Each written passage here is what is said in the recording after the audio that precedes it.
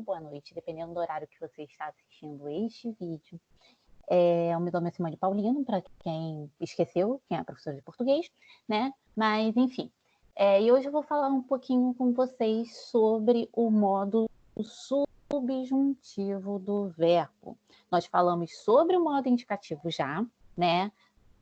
Nós já falamos sobre o modo indicativo, e no modo indicativo, como vocês puderam ver, né, nós tínhamos ali 6 tempos verbais. O modo subjuntivo, ele é um pouco mais fácil se a gente for pensar na quantidade de tempos verbais. Porque quando eu trabalho com modo subjuntivo, eu só vou ter 3 tempos. Isso já facilita bastante as coisas. O modo subjuntivo, diferente do indicativo, né? A gente tem vários modos porque funcionam de modos diferentes. Diferente do modo indicativo, o modo indicativo te indica uma certeza. Tipo, eu saí hoje, eu estou te dando uma certeza que eu saí hoje. Mentira, porque eu estou em isolamento social e estou respeitando a quarentena. Eu não saí hoje. Mas, enfim, eu estou te dando uma certeza, certo? Agora, quando eu utilizo o modo subjuntivo, eu não te dou uma certeza. Eu estou levantando uma hipótese, eu estou falando de algo que eu tenho uma certa dúvida, não é uma certeza, tá? O modo subjuntivo ele é marcado por isso, tá? Porque ele não te dá certeza, ele vai expressar algum desejo, alguma dúvida. Eu vou compartilhar com vocês a minha tela aqui, tá? Uns slides que eu fiz, com algumas coisinhas, né?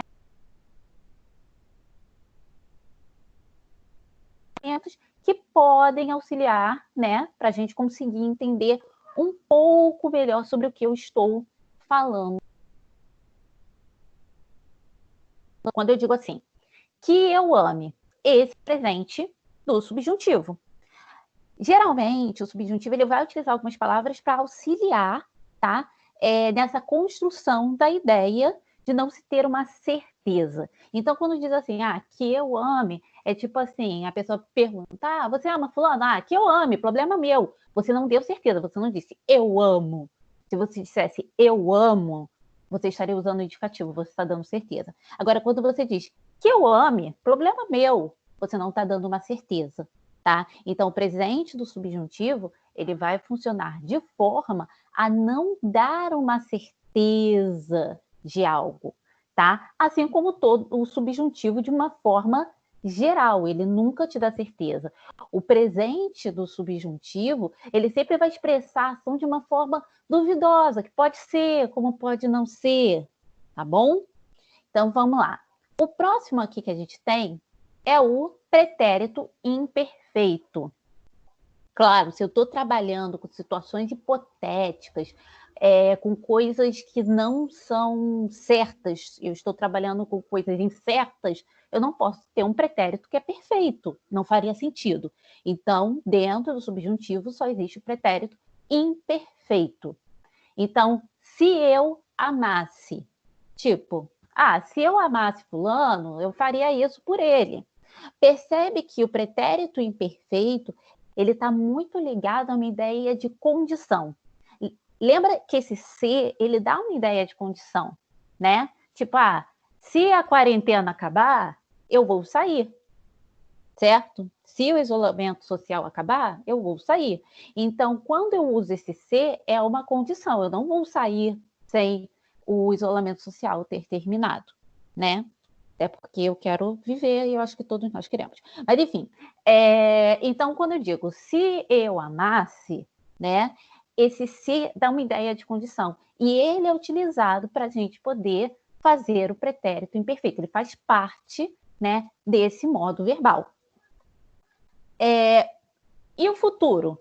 Quando eu amar. Tipo, eu não estou te dando uma certeza que isso vai acontecer no futuro, mas é uma hipótese. Pode ser que eu venha no futuro amar. Então, quando eu amar, né? Quando eu amar alguém, talvez eu seja uma pessoa mais tranquila. Mentira, ou fique mais irritada ainda, porque aí eu vou ficar com ciúme. Mas, enfim.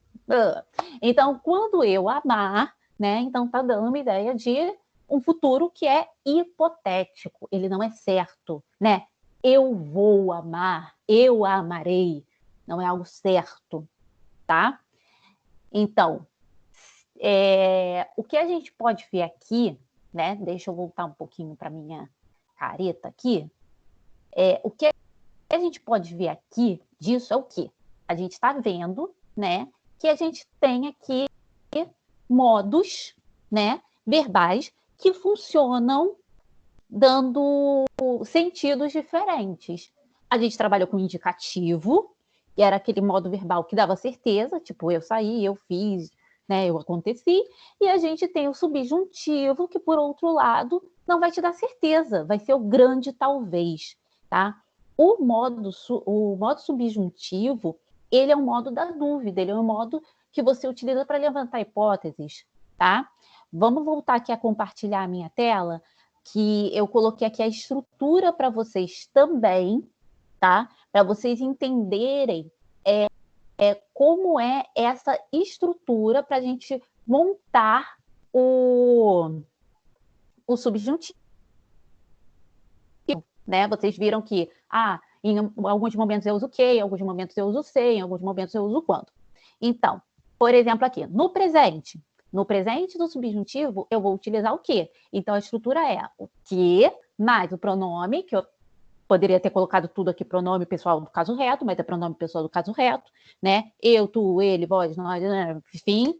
E o verbo conjugado na pessoa, no tempo e no modo verbal, corretamente, tá? Esse é o presente. Lembrando que, se eu tenho um verbo regular, ele vai ser conjugado como todos que pertencem à sua conjugação, tá? Por exemplo, se eu tenho um verbo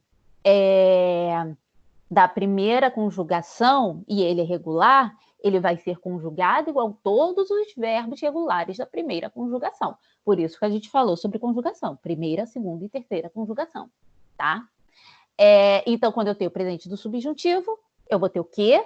O pronome pessoal do caso reto e o verbo conjugado corretamente, de acordo com o modo, com o tempo e com a pessoa, que é o pronome no caso, né? O pronome funciona como a pessoa em que o verbo vai estar conjugado.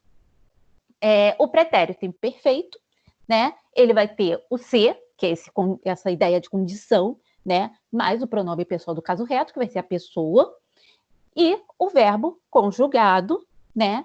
Dentro dos parâmetros de tempo, pessoa e modo verbal, tá? E quando eu tenho o futuro, eu vou ter a palavra quando, né? Quando mais o pronome, né? Pessoal do caso reto, como eu já falei, e o verbo conjugado corretamente dentro do modo verbal, dentro da pessoa, dentro do tempo verbal, corretamente, tá? Eu separei aqui para vocês também verem como isso é utilizado, né? Eu coloquei um pedacinho de uma música da Ivete Sangalo, não esperem que eu cante, porque senão vocês vão acabar desligando a aula na metade, né? E eu não quero que isso aconteça. Então, aquela música Se Eu Não Te Amasse Tanto Assim, o próprio título da música, né? Tá no formato aí, no modo subjuntivo. Então, quando ela coloca aqui, nesse verso aqui, se eu não te amasse tanto assim, é uma condição. Se eu não te amasse, olha só, o amasse aqui, tá igual aqui, olha, o que a gente viu bem aqui, tá vendo? Só que tem aí um advérbio de negação, tá? Que é o não. Então, se eu não te amasse, então a gente tem aqui o modo subjuntivo. Tanto assim, se isso não acontecesse, é uma condição. Talvez não visse flores por onde eu vim dentro do meu coração. Então, se a pessoa está dando aqui uma condição, olha, se ela não amasse dessa forma, se ela não amasse tanto, talvez, olha só, a palavra talvez, gente, é o quê? É um advérbio de dúvida. Então, essa, né, estrutura toda aqui está formando uma grande hipótese, uma grande dúvida. E aí mostra que para que o modo subjuntivo ele funciona. Ele funciona para levantar uma hipótese. Ela está levantando uma hipótese. Olha, se eu não amasse tanto assim, talvez a vida não fosse tão colorida, tão florida, enfim. É essa hipótese que ela está levantando dentro, né, desses versos. Então, assim, sempre que eu falar do modo subjuntivo, o que eu quero que vocês tenham em mente é isso. Modo subjuntivo é um modo que indica incerteza, que indica dúvida, tá? Eu vou colocar para vocês também lá na parte geral alguns exemplos de conjugação de verbos no modo subjuntivo e, claro, também vai ter um exercíciozinho bacana sobre isso para a gente não passar em branco, tá? Então, até a próxima. Espero que todos estejam se cuidando, que tenha álcool em gel e máscara para todos e que em breve a gente possa estar em sala, né, em aula presencial novamente. Então, até a próxima.